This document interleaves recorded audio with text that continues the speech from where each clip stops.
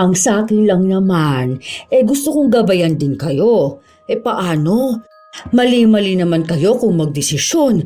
Ikawawa yung apo ko sa inyo. Iniisip nyo lang kasi minsan yung sarili nyo parang ako ang boses ng apo ko habang hindi niya pa nasasabi kung ano yung gusto niya. Tinuturuan ko lang din naman kayo dahil ako ilang anak nang naalagaan ko. Sinabi nga po namin, pwede nyo kaming gabayan, pero wag nyo kaming pangunahan. Wag po kayong magdesisyon kung hindi naman hinihiling sa inyo na kayo ang magdesisyon. Ano pa po ang saysay na nandito kami kung susundin nilang lahat ng desisyon ninyo? Hindi niyo po pwedeng sabihing mali ang desisyon namin dahil lang sa ibang desisyon ang gusto ninyo. Iba-iba ang pamamaraan ng magulang, iba-iba ang pamamaraan ng ina. Kung iba kayo noon sa mga anak ninyo, iba rin ako bilang ina sa anak ko. Sana po, respetuhin ninyo yon. Hindi dahil nauna kayo maging magulang, ibig sabihin wala na rin kaming karapatang matuto bilang magulang. Hayaan niyo po kaming magdesisyon dahil pamilya po namin to. Pananagutan namin to.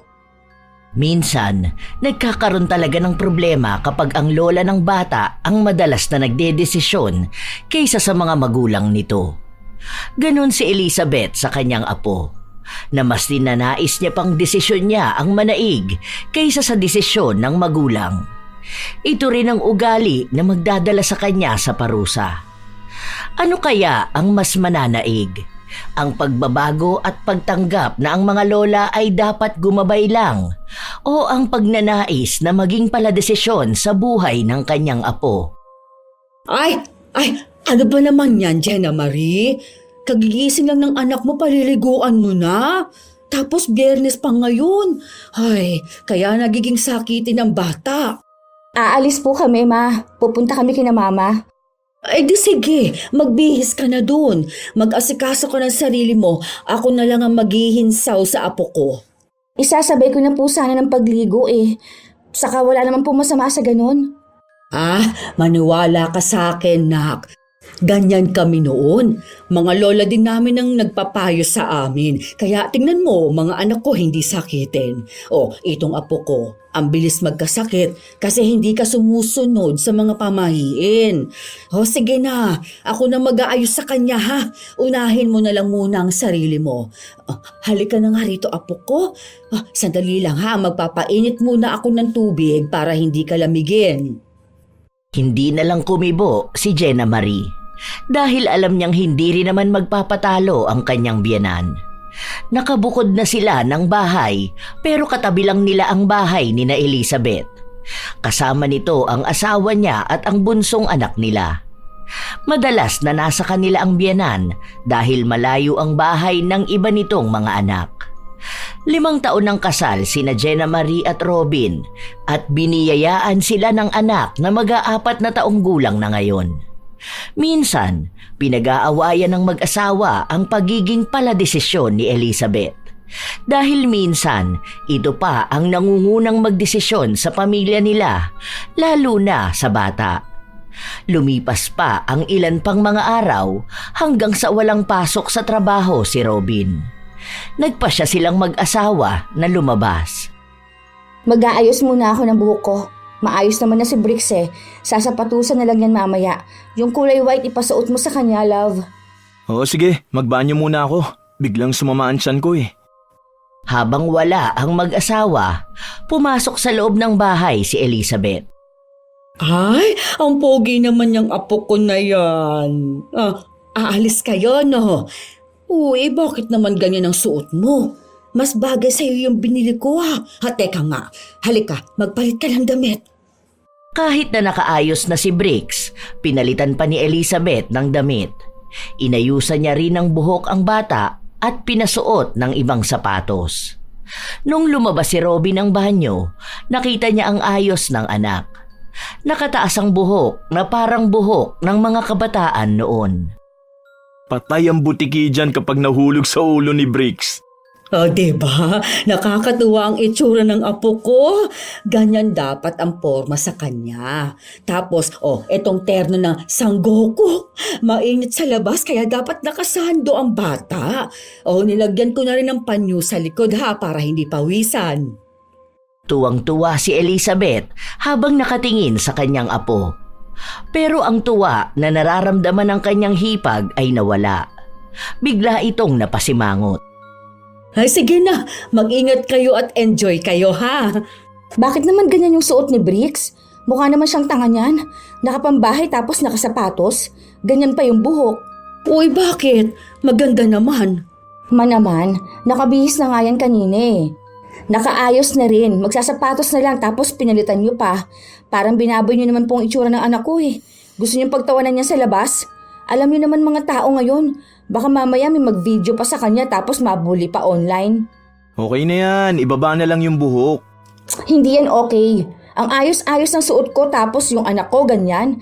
Baka sabihin nila mas inuna ko pa sarili ko. Nakakainis naman kasi. Ano ba yan? Imbis na paalis na dagdag oras pa para magpalit ulit ng damit. Ganoon ang madalas nilang senaryo. Madalas na pinagtatalunan yon ng mag-asawa dahil ang gusto ni Jenna Marie ay si Robin ang kumausap sa ina para pagsabihan ito na wala namang masama kung gustong alagaan si Bricks. Pero iwasan niya ang pagiging paladesisyon. Madalas kasing kontra ng gawa ni Elizabeth si Jenna Marie. Ilang araw pa ang lumipas, nagkaroon na naman ng hindi magandang gawain ang lola ni Bricks. Pinapakain kasi ni Jenna Marie ang anak ng gulay at tinuturuan niya itong kumilos mag-isa, pero si Elizabeth ang humahad lang dito. Ay sige lang apo, kung ayaw mo niyan wag mo nang kainin. O eto, mag-chocolate ka na lang. Yaan mo nang muna yan dyan. O teka, ako nang magbubukas para sa'yo. Ma, ano na naman po yan? Huwag yung bigyan ng chocolate si Bricks. Pinapaubos ko nga sa kanya tong pagkain niya eh. Naduduwal nga kasi siya sa kalabasa. Ayaw niya yan. Ang gusto niyang ulam yung manok. Hindi po pwede, Ma. Kailangan niya rin matutong kumain ng gulay. Bata pa yan, hindi pwedeng sanayin na ibibigay kung anong gusto niya. Huwag niyo pong i-spoil ng apo ninyo. Kahapon pinapakain ko ng ampalaya, binilihan niyo ng barbecue. Tapos isaw pang kinakain niyo. Hindi naman po pwedeng palaging gano'n ang kakainin ng bata. Makakasama sa kalusugan niya. Bata pa kasi ang anak mo, ikaw naman. Para namang hindi ka nagdaan sa pagkabata. Malakas pa ang resistensya ng mga yan. Huwag mo ring pilitin kung ayaw nila kasi kapag tanda nila, malalaman din nila kung bakit mahalagang kumain ng gulay. Tapos ngayon ang aga-aga pa po pakakainin niyo ng chocolate. Kaya nabubulok ang ngipin ng bata eh. Huwag na po yan, ipaubos niyo tong kanin niya. Hindi na. Hayaan mo na. Minsan lang naman to. Ayaw niya yan eh. Kung gusto mo, lutuan mo na lang siya ng hotdog. Yon, paborito niya yon. Iniwas ko nga siya sa ganun, Ma. Kasi nakakasama sa kalusugan ng bata ang pagkain ng frozen foods. Kaya nga lagi ako nagluluto para maayos ang pagkain niya eh. Itabi niyo na po muna yan. May tumawag kay Jenna Marie kaya hindi niya natutukan ang kanyang anak. May katagalan siyang may kausap sa cellphone hanggang sa kumuha ng hotdog si Elizabeth sa bahay nila kung saan doon niya dinala ang kanyang apo para kumain. Iniwan ang pagkain na handa ni Jenna Marie. Nang kinagabihan ding yon, naiinis na kinausap ni Jenna Marie ang kanyang asawa. Ilang beses ko na kasing sinabi sa'yong kausapin mo si Mama. Hindi yung ganyan na kapag gusto niya, siya talaga magdedesisyon para sa anak natin. Hindi naman pwede kasi yung parang wala na akong karapatan magdesisyon para sa anak ko. Kapag gusto kong pakainin ng gulay, iba naman yung ihahain niya. Katulad kanina, sinabi ko na huwag masyado sa hotdog dahil hindi maganda sa kalusugan. Ang tigas din ng ulo, ayoko na lang makipagtalo dahil matanda na siya. Oo, sige na. Bukas na lang. Puro ka na lang kasi bukas. Tapos hindi mo naman kinakausap. Malamang nanay mo yun. Dapat ikaw ang kumausap sa kanya. Baka magmukha na naman akong bastos kapag akong kakausap sa kanya. Kinausap ko naman na si Mama tungkol dyan eh. Sinabi ko na sa kanya na huwag pakialaman ang desisyon mo. Baka naman kasi natutuwa lang siya sa apo niya. Alam mo na, si Bricks ang malapit sa kanya eh, kaya gusto niya rin may alagaan. Hindi ko naman inilalayo sa kanyang anak ko, pero ang gusto ko lang sana maintindihan niya rin na nanay ako. Dapat mas may kakayahan ako magdesisyon para sa anak ko. Kinabukasan, sinunod naman ni Robin ang sinabi sa kanya ng asawa. Nang makausap niya ang ina, sumang-ayon naman ito na hindi na niya masyadong pakikialaman ang desisyon ni Jenna Marie. Ilang araw lang na ganon, pero balik na naman sa pagdedesisyon si Elizabeth. May araw pa nga na gusto niya siya ang masusunod pati sa oras ng pagligo ng bata. Kailangan tuwing 12:00 lang ng tanghali at huwag nang paliliguan kapag lumagpas na dahil sa paniniwala niyang hihina ang katawan ng bata kapag naligo ng hapon. Isang hapon, nilalaro ni Jenna Marie ang anak, pero may kaunting aral din. Katulad na lang sa pagkukulay nila. Tinuturuan niya ng tamang kulay at paggamit nito. Sakto naman na dumating si Elizabeth na may dalang ibang laruan. Mamaya na yan, ma. Naglalaro na kami. Tinuturuan ko rin siya mag-trace. Naku, bata pa yung anak mo, wag mong puwersahin. Mas maganda kung hayaan mong sa buhay siya matuto. Wag mong ikulong ang apo ko rito sa bahay ninyo para lang mag-aral ng mag-aral. Hayaan mo naman siyang maglaro. Halika nga rito, Bricks. Oh, tingnan mo to. Oh, may dalang Jolen si Lola. Mamaya na yan, Bricks. Tapusin mo muna to.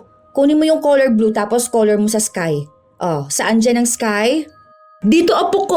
Oh, color mo rito yan. Sadali, tulungan ko na para matapos at makapaglaro na siya. Ma, wag na. Hayaan mo siya. Paano siya matututo niyan kung ikaw ang gumagawa ng tinuturo ko sa kanya? Pinapayagan ko naman siya maglaro pero wag muna ngayon dahil tinuturuan ko pa siya. Hayaan mo na muna ang bata na mag-enjoy. Ilang taon pa lang naman yan. Pwede pa naman siya matuto kapag ipinasok mo yan sa nursery. Yun na nga po, ma. Ipapasok na kasi namin siya next month. Kaya nga tinuturuan ko na para may alam na ang anak ko. Mamaya na lang yung laro na yan kapag tapos na niyang mag-aral. Oh, humihikab na si Bricks. Anong oras na ba? Ay, mag-alauna na pala. Di ba ang sabi ko kapag ganitong oras patutulugin mo siya para tumangkad ang apo ko? Bukas mo na yan turuan. Patutulugin ko na siya. Dapat matuto rin siyang sumunod sa oras ng tulog niya sa tanghali. Ilang beses ko na itong sinabi, hindi ba? O akin na. Ako nang magpapatulog sa apo ko. O ligpitin mo na lang yan, ha? Wala nang nagawa pa si Jenna Marie matapos na kunin ng ginang si Bricks. Inis na inis pa siya pero hindi na niya ito pinatulan pa. Pero mukhang hindi na niya kayang pigilan ang kanyang nararamdaman kaya naghintay siya ng pagkakataon. Noong nakatulog na si Bricks, sa kanya ito kinausap. Dapat wag mo masyadong itutok sa bata ang electric fan. Wag na kayo magbukas ng aircon kung may electric fan kayo. Baka kasi sipunin ng bata kapag gising niya. Ma, baka pwede naman pong hayaan niyo akong mag-alaga sa anak ko. Kaya nga po hindi ako pinayagan ni Robin na magtrabaho dahil ang gusto niya pagtuunan ko ng pansin ng anak namin. Pero paano ko naman magagawa yun kung pala desisyon kayo palagi? Ginagabayan lang kita kasi nga halatang hindi ka marunong mag-alaga ng anak. Ako, marami na akong anak. Alam na alam ko na yan. Totoo naman po na first time mama ko. Pero paano ko matututunang maging nanay kung inaagaw ninyo sa akin yung karapatan ko na matuto? Parang mga desisyon ko para sa anak ko kinokontra ninyo. Kasi nga, mali-mali yung ginagawa mo. Kapag naman pinapayuhan kita, hindi mo naman ginagawa. Kapag sinabi ko na bawal hindi mo naman ginagawa. Tapos yung pwede sa akin, bawal naman sa'yo. Yun na nga po, ma. Kasi po magkaiba naman po tayo Iba po ang paraan ninyo sa pagpapalaki sa anak nyo. Iba naman po ang para sa apo. Magkaiba po tayo ng generation, ma.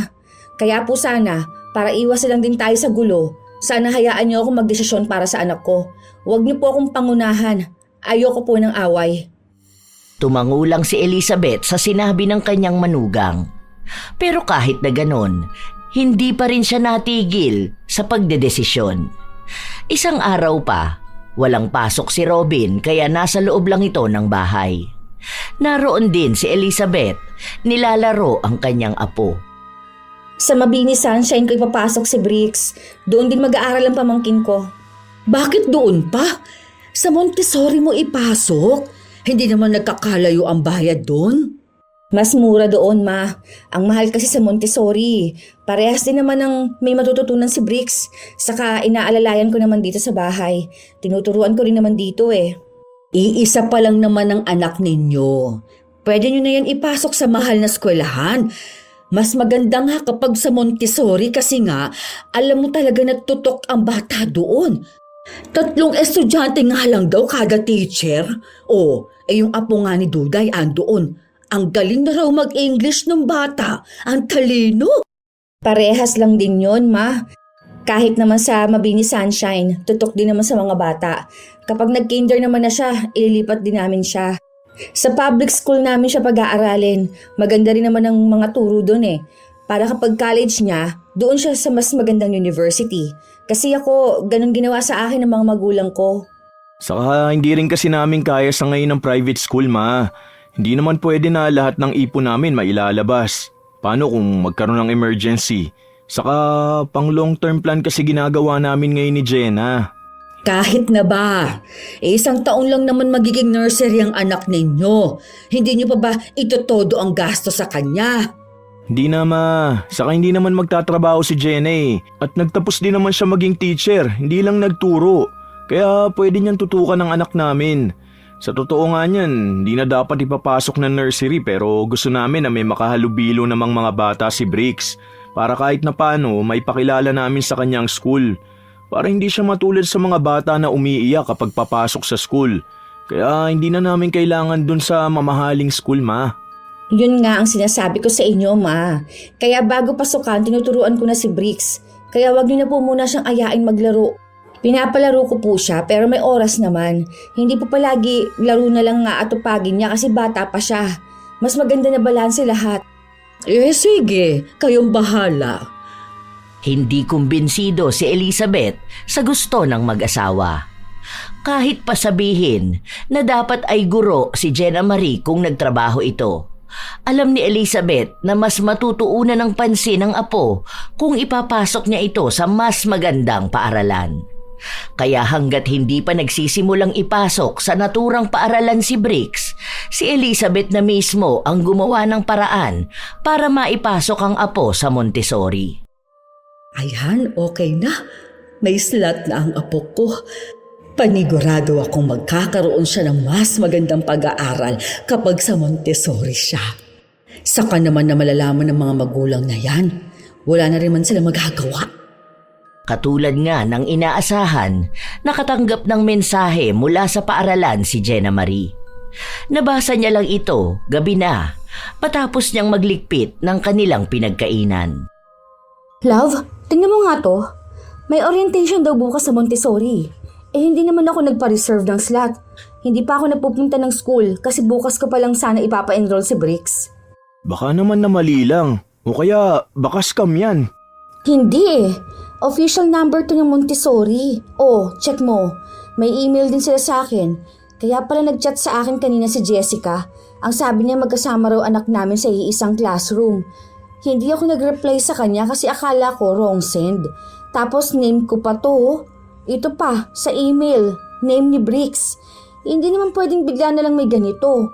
Ang alam ko, may ilalabas na pera kung sakaling reservation pa lang. Hindi naman ako nagpunta dun. Dahil sa ibang school ko nga ipapasok si Bricks. Paano naman nangyari yan? Puntahan mo kaya bukas para malaman mo. Ano pa ba? Ganun na ang mangyayari. Para malaman ko rin bakit ganito at kung pwede pang ilipat si Bricks. Ayoko kasi talaga dun eh. Hindi pa rin sumasagi sa isip ng mag-asawa na si Elizabeth ang may kagagawa nun. Hanggang sa kinabukasan, nung pumunta sa pagtitipon sa paaralan si Jenna Marie, doon niya nalaman kung ano ang nangyari. Ang lola ng anak ang may kagagawa nun. Nagbigay na rin ng down payment si Elizabeth para sa slot ng apo. Inis na inis si Jenna Marie pero hindi na siya makatanggi dahil sayang ang pera. Hindi na mababawi. Tapos naayos na rin ang schedule ng mga bata. May mga kasama rin siya na kilala nila. Kung aatras pa siya, baka maging simula lang yon ng usap-usapan sa kanilang lugar na ayaw niyang mangyari. Nang kinagabihan, doon nag-usap-usap ang tatlo. Pigil na pigil si Jenna Marie sa kanyang emosyon. Ayaw niyang magalit. Syempre, inaalala ko lang ang slot ng apo ko. Alam nyo namang marami rin ang gustong mag-aral sa Montessori, hindi ba? Buti nga na-enroll ko na. Ma, nandito ka naman po nung pinag-uusapan namin ito, di ba? Alam niyo naman po kung gaano kamahal doon. 55K ang tuition nila. Ang bigat masyado nun para sa nursery. Iisa lang ang nagtatrabaho sa bahay. Ang dami pang ibang binabayaran tapos ganyan kamahal. Hindi pa yan. Malamang may iba pang activities na nakakabutas ng bulsa. Naapektuhan ito yung budget namin sa kayong ibang mga nakaplano. Kaya nyo naman na yun? 45K na lang yun kasi nga nagbigay na ako ng 10K na down. Pero yung 10K na yun, bayaran nyo na lang ako kahit 2 gives. Inutang ko lang kasi yun.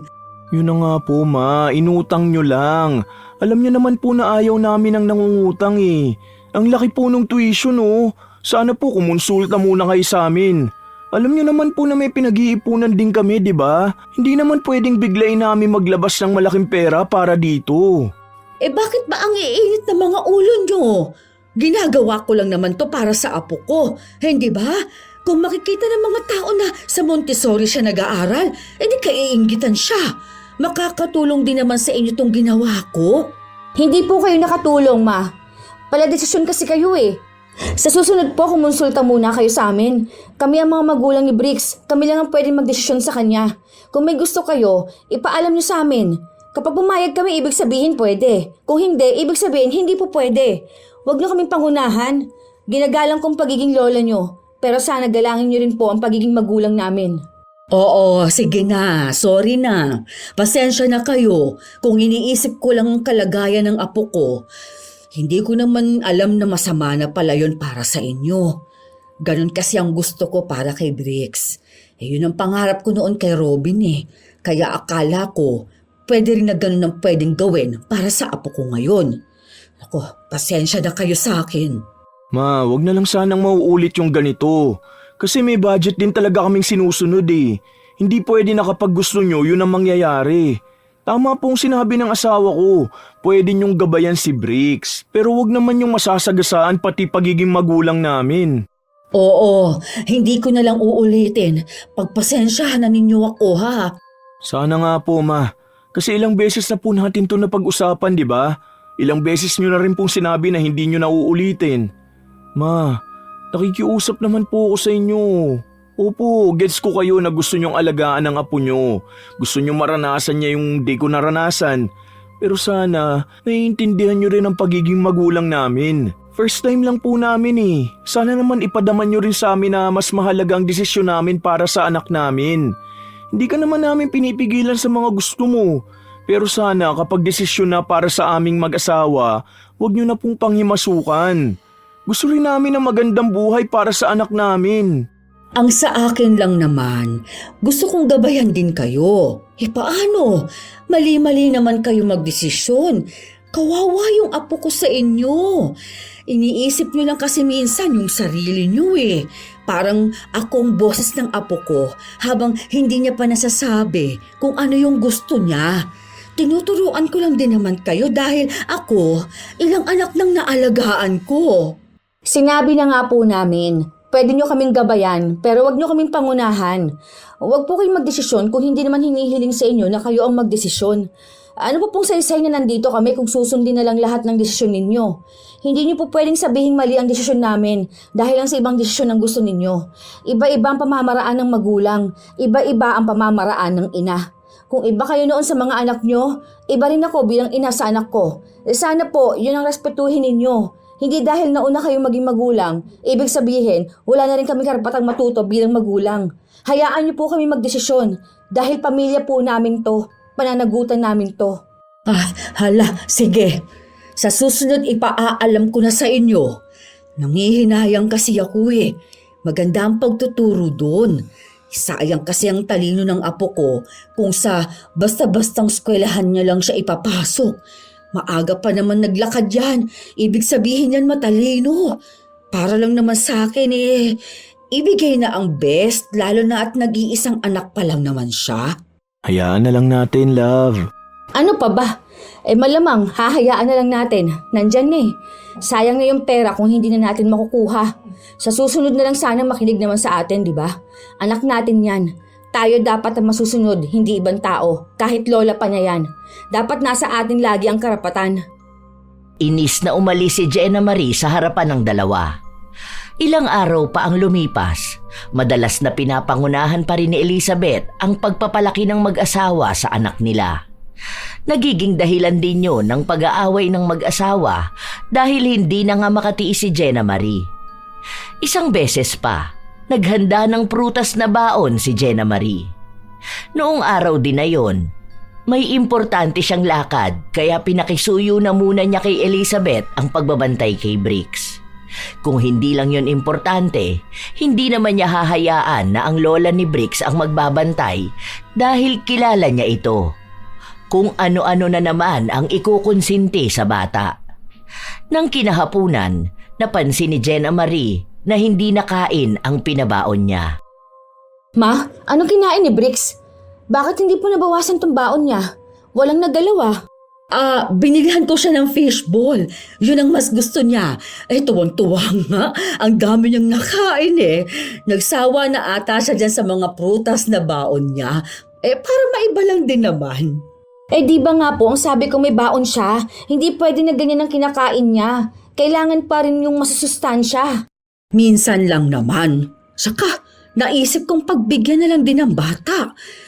Sa masarap din naman talaga yun. Huwag na lang paghigpitan ng pagkain.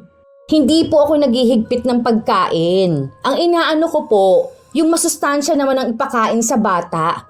Kahapon puro chichirya binigay niyo sa kanya, ang aalat pa ng mga yon. Tapos nag-coke pa siya. Pwede yan kung talagang minsan lang. Pero ayokong sinasana yung bata sa hindi healthy na pagkain. Sige. Bukas, hindi ko na lang siya bibilhan nun. Hayaan mo na.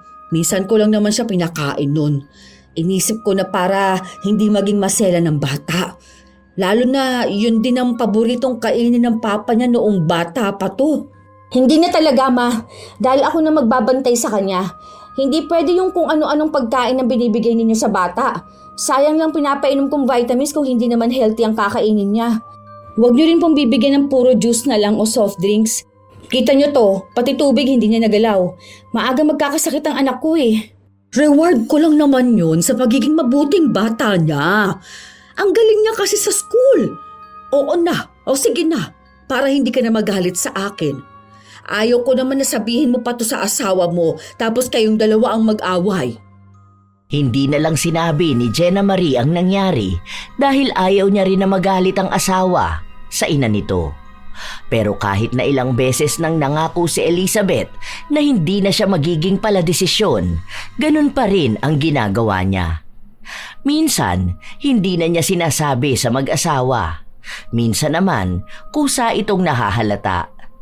Isang gabi, habang silang pamilya lang ang magkakasama, napag-usapan nila ang tungkol sa kaarawan ng anak. Ganun na lang, tayo-tayo na lang lumabas. Ayain ko si na mama. Siguro kahit magpa-reserve na lang tayo, no? Friday yung birthday ni Briggs eh. Pwede na tayo magdala sa classroom nila. Ilan lang naman sila doon, nasa 7 lang. Hindi naman malakas kumain yung mga bata. Tapos kapag hapon na, out mo na rin sa work. Saka tayo mag-dinner sa labas. Magpa-reserve na lang ako. Bali tayong 3, tapos 3 rin sina Mama Elizabeth. Tapos sa bahay, 2 lang sina Mama. Ayun, wala naman dyan si Lucas eh. Mag-travel yun sa Macau. Okay na yan. Saka order tayo sa Jollibee para doon sa mga bata. Tapos sa teacher ni na Briggs. Sige, gamitin mo yung perang sinend ko sa account mo. Mag-half day na lang din ako nun para masamahan ko kayo magdala ng pagkain sa classroom. Ako na lang mag-order ng pagkain ng mga bata. May sasakyan namang panghatid ko sa school eh. Ikaw na magsabi sa mama mo. Sabihin mo rin yung plano natin. Baka mamaya kung ano na naman ang desisyon na gawin niya eh. Ayoko ma-stress sa mismong birthday ng anak ko, no? Baka may sarili siyang plano tapos sa kanya na lang sasabihin kapag nandyan na. Ayoko rin magsayang ng pera. Ayan na naman tayo ha. Linawin mo maigi sa kanya. Isa-isahin mo. Baka hindi na naman niya maintindihan dahil nga sa katandaan niya. Ipaalala mo na nakabudget na to, nakaplano na. Tayo mismo nagdesisyon. Oo, ako nang kakausap bukas. Wala pa nga, stress ka na dyan. Wala namang naging kibo si Elizabeth noong nalaman niya ang desisyon ng mag-asawa tungkol sa kaarawan ni Briggs. Ilang araw pa ang lumipas, maayos naman ang lahat. Hanggang sa nagkasakit si Jenna Marie. Masama ang pakiramdam niya noong araw na yon dahil naulanan siya. Kaya nakisuyo muna siya sa kanyang biyenan na kung pwedeng siya muna ang sumundo sa bata. Wala namang ibang naiisip na mangyayari si Jenna Marie dahil pinagsabihan niya ang biyenan na huwag nang dalhin kung saan-saan ang bata at huwag pakakainin ng pagkain sa labas dahil nga may nakahanda ng pagkain. Nang magkasama ang maglola, napadaan sila sa isang barbershop. Mahaba na pala ang buhok mo, Apo. Tara, pagupitan na muna natin yan para maayos ka rin sa birthday mo. Sinabi ko naman na sa mama mo na pagupitan ka na at tumatama na yung buhok mo sa mata mo. Hindi naman kasi nakikinig sa akin. Hindi naman pwedeng pahabain ang buhok mo dahil hindi ka naman babae. Ay, halika na. Hindi nagpaalam si Elizabeth sa mag-asawa tungkol sa pagpapagupit ng buhok sa bata. Ang malalapang desisyon niya ay pinakalbo niya ito. Mas natutuwa kasi siya dahil mas malinis daw tingnan ng bata kung kalbo ito. Nagulat na lang si Jenna Marie noong nakita niya ang itsura ng anak. Mas lalong sumama ang kanyang pakiramdam. Naman, bakit naman ganyan? Talagang pinakalbo mo pa? Alam niyo naman na malapit ng birthday ni Briggs eh. Saka hindi nga namin pinapakalbo yan dahil nga iba yung hugis ng ulo niya. Aasarin lang yan eh. Ano ba naman yan? Ayan na naman sa panay desisyon eh. Eh hindi ba? Napansin ko kasi kanina na humahaba na ang buhok niya. Kaya ayun, nung nadaan kami sa barbershop ay naisipan kong pagupitan na lang siya. Ang sabi ko sa'yo nung nakaraan na pagupitan mo na siya, hindi mo naman ako sinunod. Dahil bukas pa siya gugupitan, ma. Tsaka hindi naman ganyan. Mas malinis ng tignan. Ang pogi kaya ni Briggs, oh. Tingnan mo, wala namang problema sa kanya. Hindi naman siya nag-angal. Eh wala talaga, ma. Malamang, bata pa yan eh. Anong alam niya sa ganyan? Eh hindi naman yan pwede sabihin na wag mo siyang ipakalbo, di ba? Ang ganda ng gupit na gusto ko para sa kanya dahil may theme nga yung birthday niya. Nakakainis naman. Sinabi na kasing wag makialam. Hindi naman kasi alam kung ano mga plano namin. Ay, pasensya ka na anak. Hindi ko naman alam na hindi niyo gusto na kalbo si Briggs. Hayaan niyo, hahaba pa rin naman yan. Mabilis lang ang tubo ng buhok ng bata. Eh, talagang natuwa lang din talaga ako kasi nga ang linis tingnan. O, ang aliwalas ng mukha niya. Eh malamang, wala naman na ako magagawa eh. Kahit na ayoko nandyan na yan, wala na siyang buhok. Talagang ahit na ahit pa. Eh kayo lang nagagandahan sa ganyan eh. Ibang gupit ng buhok niya yung gusto ko. Akala nyo kasi nasa panahon nyo pa yan para maganda yung ganyang pagpapakalbo sa mga bata. Buong araw na masama ang timpla ni Jenna Marie. Nagsisisi siya na pinaubaya ang pagsundo sa anak. Inisip niya na sana siya na lang ang gumawa kahit na sobrang sama ng kanyang pakiramdam. Sana ay hindi nangyari ang pagdidesisyon ng kanyang biyenan na ipakalbo ang bata. Maging si Robin ay nagulat sa itsura ng anak. Natawa pa nga siya na mas lalong kinainis ng kanyang asawa. Uy, love, galit ka pa ba? Sorry na kasi hindi ko naman alam na ma-offend ka eh. Paano ba namang hindi ako maiinis? Tingnan mo nga, kung ikaw pinagtatawanan mo sarili mong anak eh. Ayan pa lang yun oh. Baka sa susunod talaga niyan, lalo na sa birthday ni Briggs, may gagawin na naman yung mama mo. Utang na loob naman. Ipaalala mo sa kanyang desisyon para sa bata, dapat alam natin.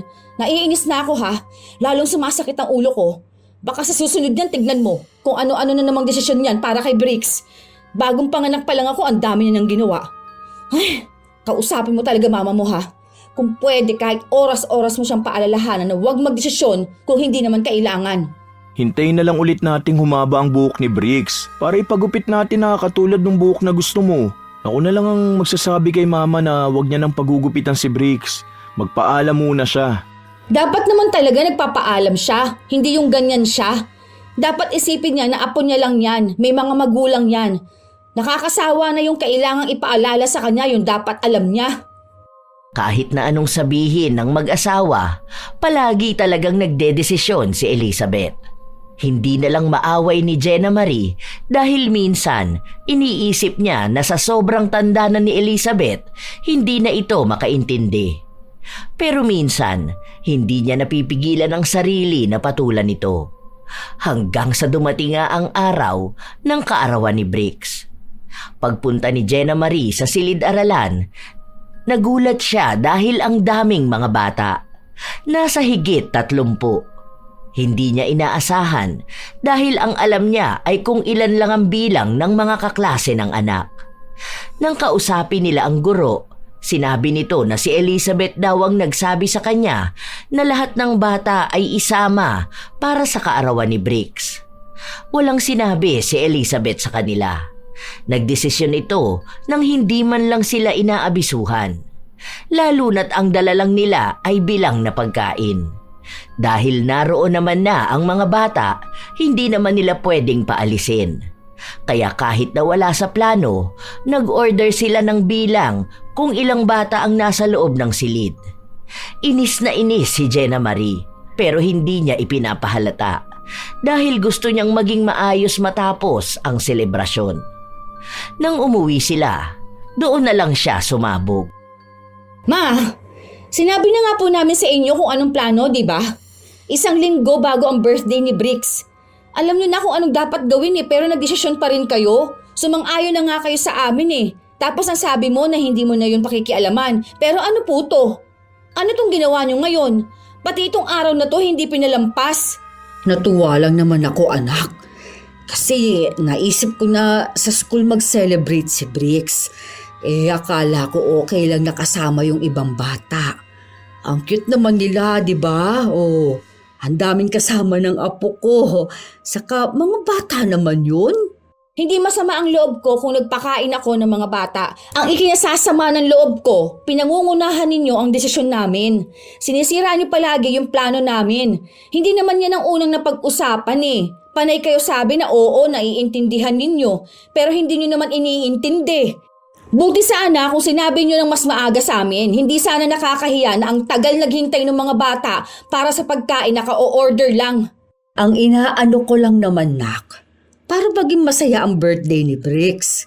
Kita mo ba kanina? Ang saya niya, di ba? May magandang alaala siya. Tapos may magandang litrato pa. Natuwa nga rin yung mga magulang ng mga bata kasi ang saya rin ng mga anak nila. Parang bigay kasiyahan na lang din sa ibang mga bata. Ma, hindi naman yan ang punto rito. Opo, hindi naman kami nanghihinayang na naglabas kami ng pera para sa pagkain ng mga bata Ang problema rito, yung desisyon nyo na biglaan. Paano kung wala kaming na-order para sa mga pasobrang bisita? Kawawa naman yung mga bata na yun. Tapos alam nyo naman na lalabas tayo. Tayo lang mismo. Tapos nag-imbita ka ng iba mong kakilala? Alam mo naman po na reservation natin para sa pamilya lang natin yun Alam nyo naman na hindi kami sanay sa malaking handaan, di ba? Kung ganito lang din naman, sana naghanda na lang tayo dito sa bahay. Family dinner yun, ma. Nagtanong kasi sila sa akin kaya ang akala ko pwede. Pasensya na kayo. Gusto ko lang naman sama-sama tayong lahat tapos maging masaya tayo. Yun naman ang tunay na kahulugan ng pagdiriwang ng kaarawan, hindi ba? Puro na lang pasensya Wala nang ibang ginawa kundi humingi ng pasensya. Kahit na anong pakiusap, puro oo tapos gagawa pa rin ng desisyon. Nakakasawa na yung puro na lang ganito. Nakikisama na nga ng maayos, hindi pa rin maintindihan kung ano yung gusto namin. Nakapag-desisyon na nga kami. Nagkaroon pa ng ibang desisyon. Nakakainis. Padabog na pumasok si Jenna Marie sa loob ng kanilang kwarto. Habang si Elizabeth at ang anak ay naiwan sa sala. Ramdam ni Robin na galit na talaga ang kanyang asawa. Hindi lang nito mailabas ng maayos dahil baka lalo lang makasakit ang mga salitang sasabihin niya. Kaya si Robin na lang muna ang kakausap sa ina. Nagalit na naman sa akin ang asawa mo, anak. Akala ko kasi okay lang yung ganun. Alam mo naman, ako kasi ang gusto ko magkaroon ng magandang alaala ang apo ko. Sino ba namang bata ang hindi gugustuhin na maghanda sa school, hindi ba? Naalala ko nga nun yun ang pangarap mo, di ba? Kaya ngayon, yun na rin ang pinaparanas ko sa anak mo. Hindi ko naman alam na ayaw pala ng asawa mo ng ganun. Opo ma, alam ko naman po. Naiintindihan din po ni Jenna kung ano yung gusto niyong iparating para po sa apo niyo kaya ginagawa niyo to. Pero ma, ito pong bagay na ganito, dapat po pinagdedesisyonan ng maayos at dapat alam din namin. Totoo naman na hindi kami galit na nagpakain kami ng mga bata kasi mga bata naman yun eh. Saka nakita naman namin na masaya sila. Ang sinasabi ng asawa ko, yung biglaan yung desisyon na parang wala kaming karapatan. Hindi naman kasi pwedeng tumanggi kami. Mas nakakahiya naman kung pauuwi namin yung mga bata na excited, di ba? Kasi paano kung bigla ka nga namang nagdesisyon tapos paano kung kulang yung pera namin? Magkakaroon kami ng problema kung paano namin mapapakain yung mga bata. Sana maintindihan nyo rin po yung palagi kong sinasabi. Hindi naman kayo pinipigilan na magdesisyon eh. Pero sana wag yung desisyon na matatabunan at mababaliwala yung desisyon naming mag-asawa. Lalo na kung tungkol yun sa pamilya namin. Nag-aalala lang kasi ako. Dahil hindi nyo pa naman talaga nasubukan maging magulang. Ngayon pa lang, wala pa kayong alam. Saka gusto ko rin naman na gumaan ang buhay ninyo sa pag-aalaga sa bata.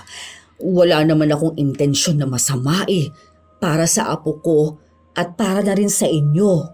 Kung para sa amin ma, hayaan mo kami malaman kung ano yung kailangan naming malaman. Nagpapasalamat ako na nandiyan kayo at gumagabay. Pero sana hanggang sa paggabay na lang. Kasi sa ginagawa nyo ma, imbis na gumaan yung buhay namin, lalo lang pong bumibigat. Kasi iniisip pa namin kung paano re-resolbahin yung desisyon nyo na malayo sa plano namin. Kasi kaming mag-asawa may pinag-uusapan kami na para sa amin lang dalawa. Kung magugulo yun dahil sa mali-mali yung desisyon, kami yung mahihirapan. Kailangan naman namin mag-adjust. Kaya utang na loob naman para sa ikatatahimik nating lahat. Hayaan mo naman kami magdesisyon. Galangin nyo naman kung ano yung gusto namin para sa pamilya namin. Iba man to sa desisyong naiisip mo, wag mo kaming kontrahin. Dahil hindi kami natututo kung laging ikaw ang gagawa para sa amin. Hindi mawari kung nagdamdam si Elizabeth sa sinabi ng kanyang anak. Dahil halos 3 araw siyang hindi nagpunta sa bahay nila. Hindi niya dinadalaw kahit ang apo niya. Mukhang maayos naman ang lahat dahil nagkakaroon ng maayos na pagdidesisyon ng mag-asawa, lalo na sa pagdidisiplina nila sa kanilang anak. Hanggang sa isang araw, habang naglalaro sa sala si Brix at nagluluto naman sa kusina si Jenna Marie, dumating si Elizabeth. May bitbit itong maraming krayola. Apo, dali, tingnan mo to. Oh, bago yan. Oh, ang dami, di ba? Sa'yo yan lahat. Gamitin mo yan, ha? Meron din akong bagong biling sapatos para sa'yo. Oh, sukatin mo nga, dali. Ayun, kasya pa kahit paano. Oh, eto, may candy rin akong bitbit para sa'yo. Alam ko, miss mo na to. Habang nawiwili ang matanda sa kanyang apo, saka naman nagtungo ng sala si Jenna Marie. Napasimangot siya matapos na makitang may kinakain na naman ang kanyang anak. Huwag mo muna pakainin yan, ma. Paluto na yung pagkain. Baka hindi na naman kumain yan. Alam niyo naman yung batang yan, nagiging maarte kapag nandyan kayo. Kaunti lang naman to. Hayaan mo na siya. Saka ang dami naman po niyang crayons. Meron pa siyang ginagamit Kahit po sana sa kanya lang ibinigay kapag ubos na. Nasasanay po siya nagpapalit ng gamit kahit pwede pa sana magamit yung luma. Hayaan nyo na. Bata naman to. Tsaka, nag-iisang anak nyo lang naman siya. Kung saan masaya ang bata, ibigay nyo na. Minsan lang yan maging bata. Tingnan mo, mabilis talaga ang panahon. Makikita mo na lang na malaki na ang anak mo. Kaya ang payo ko sa'yo, ibigay mo ng lahat ng hiling niya ngayon pa lang. Hindi naman po yun, ma. Ang tinuturo ko namin kay Brix, huwag maging maluho. Kahit na kaya namin ibigay yung gusto niya, gusto rin naming malaman niyang hindi lahat pwedeng ibigay kaagad. Kaya nga po ayaw naming maging spoiled yan Kaso ayan naman po kayo. Sa halip na turuan niyo yung bata na maging matipid at magpahalaga sa mga gamit, pinapakita niyo na ganun lang kadali magbibili ng kung ano-ano kahit na meron pa naman siya. Ayaw naming masanay yan. Baka sa susunod yan kahit na hindi naman niya kailangan magpapabili siya. Hindi pinakinggan ng matanda ang kanyang manugang. Inabala rin ito ang pinapagawa ni Jenna Marie. Dahil doon, balik na naman sila sa magulong usapan. Balik na naman si Elizabeth sa mga desisyon niyang hindi muna tinatanong ang mag-asawa. Maliit na bagay lang yun, pero malaki ang epekto sa pagdidisiplina nila sa bata. Parang lumalabas na sa tuwing tuturuan nila si Bricks, kontra naman ang lola. Kapag gustong ipagawa ni Jenna Marie, ayaw ni Elizabeth. Kapag naman ayaw ni Jenna Marie, siya namang gusto ng biyenan. Dahil doon, naging medyo salbahe ang bata. Dahil alam niyang may lola siyang sasalo sa kanya. Ligpitin mo na yung mga laruan mo tapos pumunta ka na ng kusina. Maghugas ka ng kamay para makakain na tayo, ha? Paalis pa lang siya noong pumasok ang kanyang biyenan. Imbis na si Bricks ang magligpit, si Elizabeth ang gumawa. Siya ang pumulot ng mga nakakalat na laruan, kaya walang ibang ginawa ang bata kundi ang umupo habang kinakain ang pasalubong ng lola. Ma, si Bricks ang inuutusan ko. Dapat matuto siyang magligpit ng kalat niya. Huwag po kayong magligpit niyan dahil siya naman na nagkalat niyan. Laruan niya yung mga yan. Ano ka ba naman, nak? Ang bata pa nitong anak mo, oh. Yun na nga po, May. Hanggang bata pa siya, dapat alam na niya ang responsibilidad niya. Hindi pwedeng palagi siyang ibe-baby. Huwag niyo po siyang tulungan dyan. Hayaan niyo siya kumilos. Parte po yan ng pagpapalaki ko sa kanya na hindi pwedeng aasa siya palagi sa ibang tao. Hayaan mo. Ilang taon pa lang naman yan. Matututunan niya rin naman yan kapag laki niya. Huwag mo na lang siyang pilitin kapag ganyang edad. Ang alam lang nila maglaro. Tsaka na yung mga responsibilidad kapag nakakaintindi niya talaga siya. Darating din naman ang araw na yan. 4 years old na yan, Ma. Dapat maintindihan na niya yung mga basic lang na gawain. Hindi pwedeng lagi siyang sinusundan. Masasanay yan eh. Sa susunod, Ma, kapag may sinabi ako sa anak ko, hayaan niyo lang ha. Kasi paraan ko yun para turuan siya. Ang sa akin lang, naaawa naman ako sa bata. 4 years old, tuturuan mo maglinis? Eh di ba dapat naglalaro lang yan? Hayaan mo na lang muna siguro na mag-enjoy. Pinsan lang yan magiging bata, anak. Huwag mo madaliin ang responsibilidad. Hinahayaan ko naman po siya maglaro. Ang sinasabi ko po, yung responsibilidad niya rin. Kailangan bata pa lang alam na niya. Kapag kinalat niya, dapat ligpitin na niya. Kaya nagiging salbahe yan eh. Ayokong iparinig tong mga ganitong usapan dahil ayokong maka-apekto sa bata. Naguguluhan yung anak ko. Kung ano kasing gusto ko, siyang bawal nyo. Dapat pinaiintindi mo rin sa bata itong ginawa ko. Kagaganyan ninyo sa kanya, ako mahihirapan magdisiplina dyan. Kahit na ano namang sabihin ni Jenna Marie, hindi pa rin naman makikinig ang kanyang biyenan. Ang hindi niya maintindihan, bakit ganon si Elizabeth? Samantalang ang mga magulang naman niya ay hindi sila pinakikialaman sa pagpapalaki sa anak nila. Hinahayaan sila. Kung kailangan nila ng gabay, saka lang sila magbibigay ng gabay. Pero hindi sila basta nagdedesisyon, lalo na kung hindi naman hinihingi sa kanila. Ang gusto kasi ng mga magulang ni Jenna Marie, matuto sila maging maayos na magulang para sa susunod nilang anak. Yon ang hindi maintindihan ni Elizabeth. Ilang linggo pa ang nakalipas habang nasa pagtitipon si Jenna Marie. Nalaman niya na nakaregister ang anak niya para sa palaro. Po? Bakit naman sasali ang anak ko? Ang gusto kong salihan niya sa arts dahil yun yung nakikita kong kaya at hilig niya. Sinabi na lang sa kanya na noong nakaraan pa namimilit sa kanya ang lola ni Bricks. Nagbayad na nga raw agad ito. Dahil sa inis ni Jenna Marie, binawi niya ang sinalihan ng anak. Hindi pwedeng manalo na naman ang pagdedesisyon ni Elizabeth. Dahil kapag pinagbigyan niya to, alam na niya kung ano na naman ang gagawin nito sa susunod. Malamang ay kusa na naman itong magdedesisyon. Nang makauwi sila, doon niya muling kinumpronta ang biyenan. Bakit ba mas magaling pa po kayo? Mas kilala ko po ang anak ko dahil anak ko yan. Alam ko kung ano ang hilig niya. Huwag niyong ipilit na isali sa hindi niya gusto ang bata. Opo, nandun na tayo sa lola kayo. Pero lola lang po kayo. Ako pa rin ang ina. Sa akin lumabas ang bata kaya mas alam ko kung ano ang gusto niya. Huwag ninyong lituhin ang anak ko. Ito po ang mahirap eh. Nagdedesisyon kayo tapos yung anak ko nalilito kung dapat ba niyang sundin ang lola o nanay niya. Hindi, kasi syempre naisip ko lang na yung papa niya kasi noon. Ganyan yung gusto. Sumasali nga yun ng marathon, di ba? Tapos aktibo pa yun sa mga palaro. Bilang anak na lalaki, naisip ko na siya ang susunod sa yapak ng papa niya. Masasanay rin naman siya doon, tapos magugustuhan niya. Hindi po ako papayag na pati buhay at desisyon ng anak ko mamamanduhan ninyo. Hindi porket gusto ninyo, yun na lang ang susundin. Sana alam po ninyo yan, ma. Si Robin, atleta siya, pero hindi niya pinilit ang anak namin na gawin yon. Lalo na kung kita naman na sa iba ang hilig niya. Sige po, sabihin na natin na makakatulong din yun kay Bricks. Pero huwag ninyong pangunahan. Huwag kayong magdesisyon na paglaki ng anak ko sasali siya dyan sa mga naiisip ninyong kompetisyon. Ayoko ng pressure para sa kanya. Gusto kong piliin niya kung ano yung tingin niyang kaya niya at gusto niya. Hindi yung gusto ng ibang tao para sa kanya. Ako po ang ina ni Bricks. Ako lang ang may karapatan na magdesisyon para sa kinabukasan niya. Naisip ko lang naman yun. Na baka nga gusto niya sumunod sa yapak ng papa niya. Dahil kung sakali man, magagamit niya rin naman yun. Tinulungan lang naman kita. Ako kasi, yun ang nakikita ko para kay Bricks.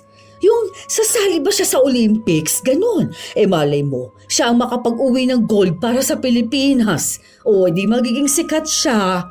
Matutupad yung pangarap ko para sa papa niya. Yan mismo yun, ma.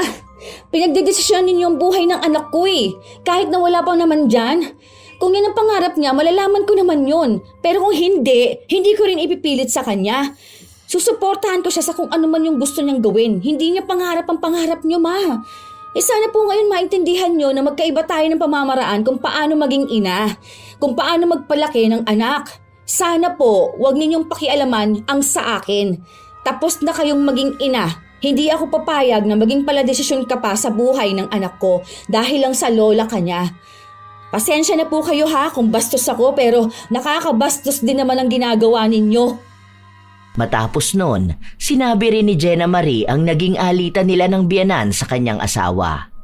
Ipinaliwanag niya lahat at halata sa kanyang muka na hindi na talaga siya masaya sa mga desisyong ginagawa ni Elizabeth. Pero kahit naman anong reklamo niya, wala namang nagbabago. Mas pinipilit pa rin ng matanda kung ano ang sa tingin niya ay tama. Sa susunod niyan, tingnan mo, siya na rin magdedesisyon niyan kung saan mag-aaral si Bricks, kung anong kurso ang kukunin niya at kung ano-ano pa. Sige, bukas kakausapin ko si mama. Para saan pa? Sa ilang beses naman na natin kinausap yan, di ba? Ano, may napala ba tayo? Wala naman, di ba? Kung ayaw niya magbago, wala nga magagawa kahit araw-arawin pang kausapin yan. Magdedesisyon pa rin yan base sa gusto niya. Naiinis lang ako. Gusto niya siya yung maging nanay ni Bricks Ano ako rito? Paanakan lang? Nung nakaraan, tinuturuan ko si Bricks na sumunod sa rules. May usapan kami at patakaran. Tapos yung mama mo naman, ayun, walang ibang ginawa kundi turuan yung anak ko na mag-break ng rules. Ganyan na kasi noon si mama. Pero mas malala siya ngayon sa apo niya. Yun na nga. Alam na nga natin na ganyan siya. Di ba? Siya rin nagdesisyon sa kasal natin. Hindi na lang ako kumibo dahil ayoko ng stress. Pati nga date ng kasal natin siya nagdesisyon Tapos pati design. Tapos yung mga bisita. Hindi naman ganun una nating plano pero nasira dahil sa pagiging paladesisyon niya. Akala ko doon na matatapos. Pati ba naman nung binyag at first birthday ni Bricks, siya pa rin nagdesisyon. Siya lang naging masaya nun Paano? Kasama niya mga kumare niya. Sana kasi hindi na lang tayo nagpatayo ng bahay na malapit sa kanya Hindi nga tayo nakatira sa iisang bahay. Nakaka-stress naman siya. Buti pa yung papa mo hindi nakikialam Kaya siguro lumayo ng bahay ang kapatid mo. Dahil kilala nila kung paano maging paladesisyon yung mama mo. Na-stress ka na naman. Sayang skincare mo, love. Siguro kaya ganyan lang si mama kasi nga nawiwili siya sa apo niya. Alam mo na, tumatanda na Paano, lahat na kasi kami mga malalaki na, di ba? Namimiss niya lang yung may mga bata. Pero lagi ko naman siyang pinagsasabihan Umasa na lang tayo na isang araw ma-realize niyang mali ang ginagawa niyang pagiging paladesisyon. Hindi pa rin kumbinsido si Jenna Marie sa naging usapan nilang mag-asawa. Alam niyang uulit at uulit lang ang biyenan. hanggang sa biglang may ideya na pumasok sa kanyang utak. Naisipan niya lang na baka yun ang makakatulong sa kanya. Alam niyang masama, pero baka sa tulong ng itim na kapangyarihan, matigil ang pagdedesisyon ni Elizabeth nang wala sa oras. Noong una, umatras pa si Jenna Marie dahil nakokonsensya siya sa balak niyang gawin. Sinubukan niya ulit intindihin ang biyenan. Pero naulit na naman ang pagiging paladesisyon ito, kaya itinuloy na niya ang kanyang plano. Wala naman siyang balak na saktan si Elizabeth, pero gusto niya lang ipakita sa biyenan ang mga mali niyang ginagawa at malaking epekto ng pakikialam niya sa pamilya ng mga anak niya. Mabilis lang din yung umepekto dahil pag-uwi ni Jenna Marie, naabutan niya ang kanyang biyenan na masama ang pakiramdam. Nilalagnat daw ito, pero hindi naman siya mainit. Pero ang pakiramdam niya, mataas ang kanyang lagnat at nakakaramdam ng hilo. Inilihim din ni Jenna Marie ang kanyang ginawa, lalo pat ina ng asawa ang pinakulam niya. Nang kinagabihan na yon, napag-usapan nilang mag-asawa ang nangyayari kay Elizabeth. Alam mo naman yun si Mama, hindi naman yun nagpapadala sa ospital, di ba? Ganyan lang ang gusto niya kapag may sakit siya, yung nasa bahay lang siya nagpapahinga. Kahit nga tayo o si Bricks kapag nagkakasakit ayaw niyang dalhin sa ospital. Ewan ko ba kung bakit yung mga matatanda walang tiwala sa mga doktor? Ang sabi niya kasi lalo lang daw dadagdagan ng mga doktor ang sakit na isang tao. Ewan ko nga rin ba, pero may ginagawa kasi siyang sarili niyang pamamaraan para gumaling siya eh. Ang sabi niya baka raw napasma lang siya kasi nung nakaraan pawis na pawis siya tapos naulanan siya. Pero ang sabi nga namin magpa-check up na siya. Kami naman na magbabayad eh. Alam mo naman si Mama. Kapag sinabi niya na ayaw niya talaga. Pero sana nga gumaling na siya. Nakukonsensya na si Jenna Marie sa nangyayari sa kanyang biyenan.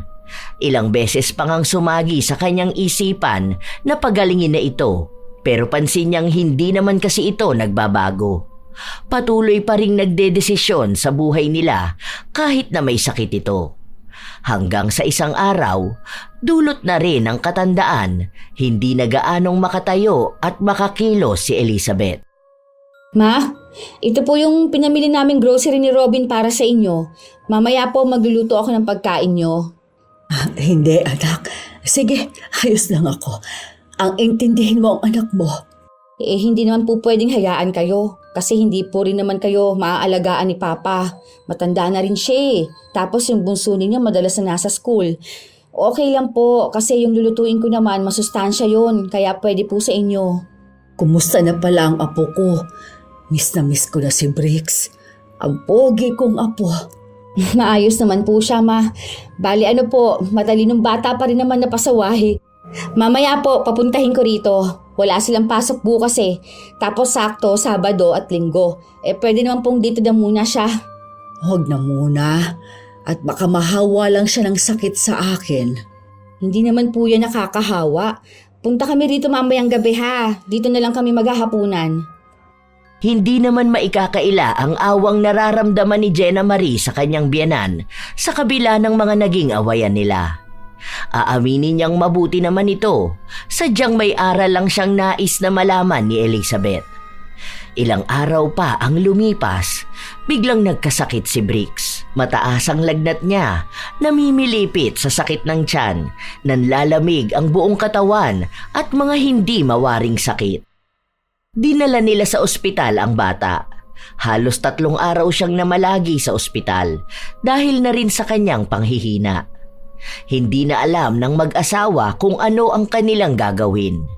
Naiiyak na nga lang si Jenna Marie, lalo na't mukhang malala ang nangyayari sa anak. Hindi kasi bumababa ang lagnat nito kahit na nasa ospital na. Ayaw niya ring magpaturok ng kung ano-anong gamot, lalo na't bata pa si Bricks. Kaya nagdesisyon sila na iuwi na muna ang anak. Hindi ko na alam kung ano pang pwede natin gawin, love. Ang init pa rin ni Bricks. Ayoko naman kasi na kung ano-ano yung tinuturok sa kanya eh. Naaawa ako. Tapos may nababasa pa akong kung ano-ano sa social media. Dagdag sa stress ko. Huwag ka na masyado mag-alala. Gagaling din si Bricks. Basta ngayon, pagtuunan mo muna siya ng pansin, ha? Ang sakit na ng ulo ko kakaisip eh. Sana naman gumaling na si Bricks. Natatakot talaga akong baka lumala ang kalagayan niya eh. Talagang hindi ko kakayanan kapag may masamang nangyari sa anak natin. Ilang araw pa ang lumipas, walang nagbago. Madalas na nakahiga lang si Bricks. Para siyang lantang gulay. Madalas na malamig ang pawis. Umiiyak din ang bata kahit na 10 oras ng gabi, lalo na kapag sumakit ang kanyang ulo. Isang hapon, habang nasa kusina si Jenna Marie, kinuha ni Elizabeth ang kanyang apo. Hinang-hina silang dalawa, pero dinala ng matanda si Brick sa kanilang bahay. Doon siya gumawa ng sarili niyang paraan para gamutin ang bata. Hindi na muna niya ipinaalam sa ina nito dahil alam niyang tututol lang si Jenna Marie. Ipinasok niya ang apo sa loob ng kwarto niya kung saan siya naghanda ng mga gamit para sa pagsusuob nito. Halos 1 oras silang dalawa lang ang nasa loob. Nasa labas na rin ng kwarto si Jenna Marie at kanina pa siya tawag ng tawag, pero ang sabi lang ni Elizabeth na bawal pa magbukas ng kwarto at baka mapasukan ng hangin at malamigan si Bricks. Nang maging maayos na ang lahat, sakalang binuksan ni Elizabeth ang pinto. Nakabihis na rin ng bagong damit ang apo dahil kanina pa siya basa ng pawis dahil sa ginawa nilang suob. Man naman, alam niyo na nga na may sakit si Bricks, kinuha niyo pa. Nangihina na nga yung bata eh. Ano na naman po ba itong desisyon niyo na to? Mapapahamak lang kayong dalawa eh. Napasma kasi ata itong anak mo. Sinuob ko na siya. Huwag muna sa electric fan o sa aircon ha. Baka mapasok ka ng lamig. Maligam-gam na tubig din ang ipainom mo sa kanya. Tapos tuwing umaga, maglaga ka ng luya. Sa susunod kasi, ang sabi ko sa iyo, kapag pinawisan ang bata o pagod na pagod, huwag mo munang paliliguin. Hindi ka kasi nakikinig sa akin. Bukas ulit, isuob mo si Bricks. Dapat doon sa loob ng kwarto na walang hangin pumapasok. Ha? Makinig ka sa akin. Hindi ito basta pagdedesisyon ko lang dahil makakatulong ito sa apo ko para gumaling siya. Hindi na nakaapila pa si Jenna Marie. Hindi siya naniniwala sa pasma o sa mga suob dahil hindi naman niya yun ginawa noon. Pero pinagbigyan na lang niya ang sinabi ng kanyang biyenan. Hanggang sa napansin niyang gumaganda na ang kalagayan ni Bricks. Doon na rin niya napagtanto na tama ang ginawa ni Elizabeth. Sadyang hindi lang siya naniwala kaagad. Doon na rin pumasok ang pagtatanto niya sa mga naitulong sa kanya ng biyenan. Doon na siya mas lalong nalinawan. Pinuntahan niya si Elizabeth na hinang-hina sa loob ng kwarto nito. Naging mas lalong mahina ito, lalo na noong pinwersa niya ang sarili na tumayo at magbuhat para lang magamot si Bricks. Para bang naghihintay na lang ng kamatayan ang matanda. Ma, sorry ma. Oh, ano ka ba naman anak? Bakit ka humihingi ng tawad sa akin? At eka, kumusta na ba ang kalagayan ng apo ko? Maayos na po siya. Salamat po sa ginawa niyo. Ma, sorry po talaga. Hindi ko naman sinasadya eh. Nadala lang talaga ako ng galit ko. Naiinis po kasi talaga ako sa inyo kapag nagdedesisyon kayo para sa pamilya namin eh. Hindi ka dapat humingi ng tawad. Ako ang dapat na humingi ng tawad sa'yo. Dahil tama nga kayong mag-asawa. Hindi ko dapat pinagdedesisyonan kung ano ang dapat na desisyon ninyong mag-asawa. Sa kagustuhan ko kasing tulungan kayong magpalaki ng apo ko. Nawala na rin kayo ng karapatan na matuto. Dapat bilang lola, naging gabay nga lang ako. Lalapit at magdedesisyon ako kapag alam ko na mali kayo. Oo, humihingi kayo ng tulong. Pero hindi yung ako mismo ang agad na nagdedesisyon dahil sa yun lang ang gusto ko. Sorry talaga ma. Hindi ko rin po yun nakita na gusto niyo lang din na maging maayos mapalaki si Bricks. Sa totoo lang, kaya ganun ako. Kasi ito na lang yung pagkakataon ko na magpalaki ng batang version ng anak ko.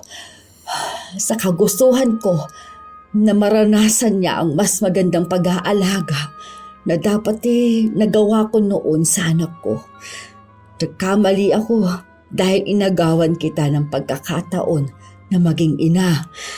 Nakalimutan ko nga na parehas tayong naging ina. Pero ito ang panahon mo para sa anak mo. Dahil yung akin, tapos na yung panahon ko para sa anak ko. Hindi ko alam kung hanggang kailan na lang ba ang buhay ko. Basta, tandaan mo, lahat ng mga bilin ko sa'yo, ha?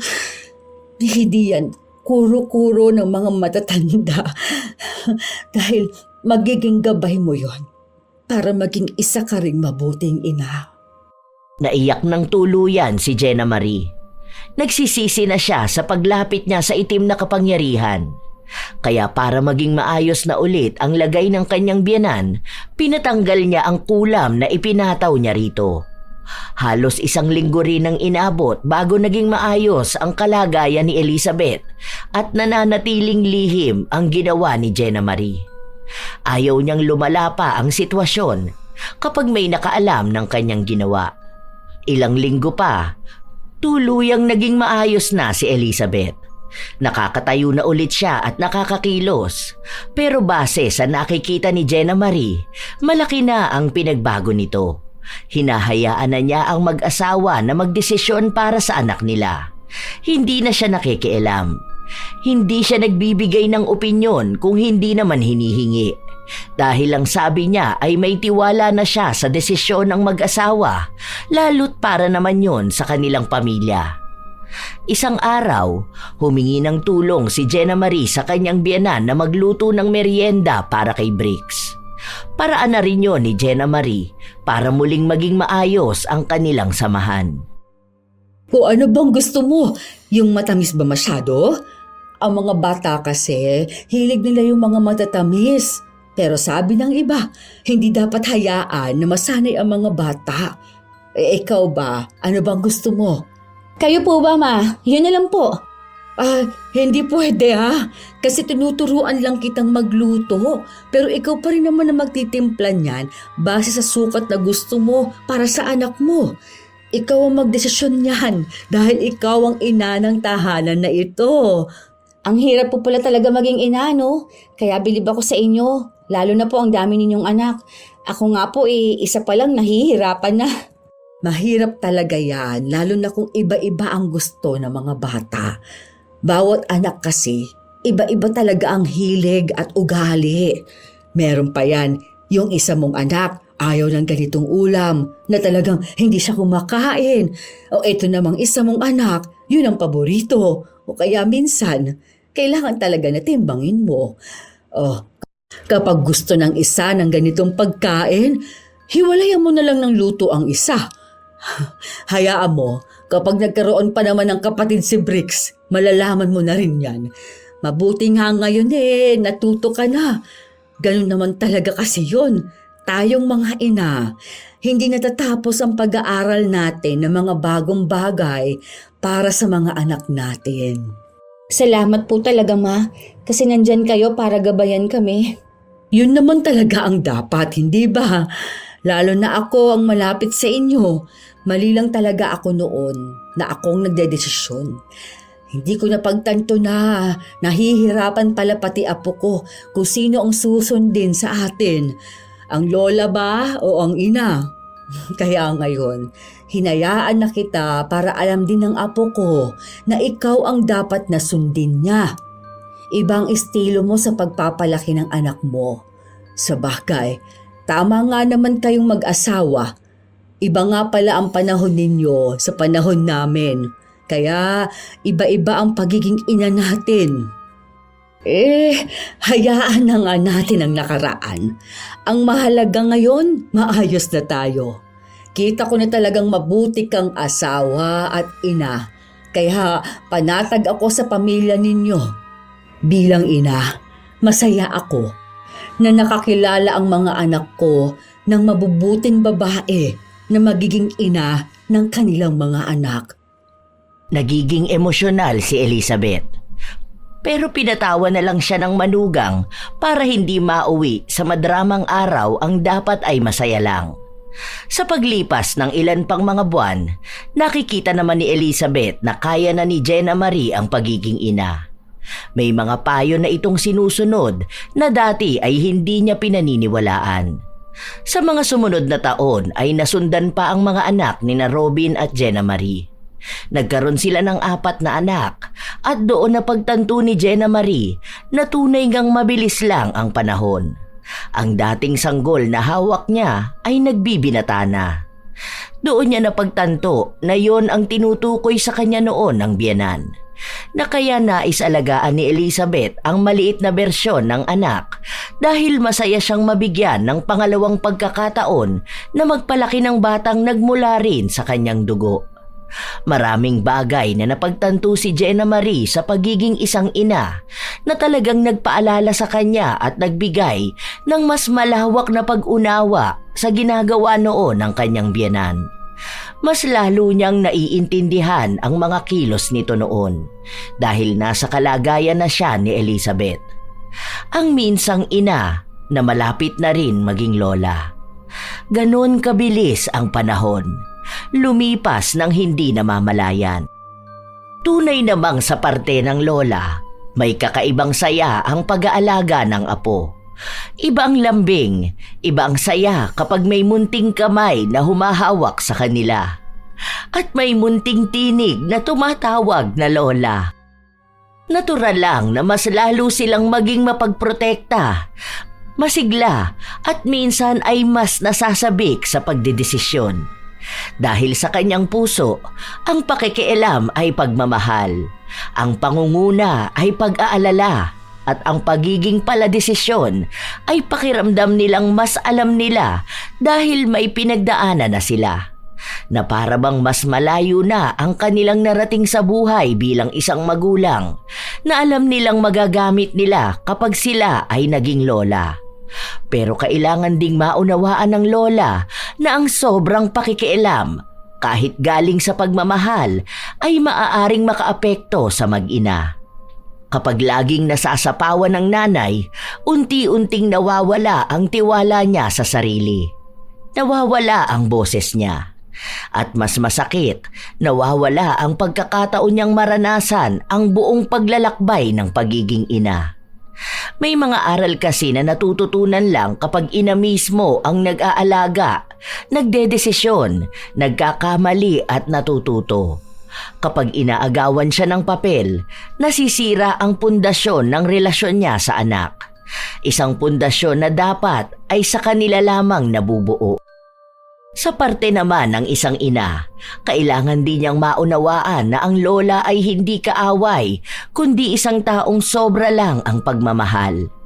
Minsan lang din talaga ay inaakala ng ina na naaagawan na siya ng karapatan, pero nagkakaroon lang din ng pagkakataon ng lola na maranasan ang maging magulang ulit sa pangalawang pagkakataon. Ang mahalaga ay ang pag-unawa sa magkabilang panig.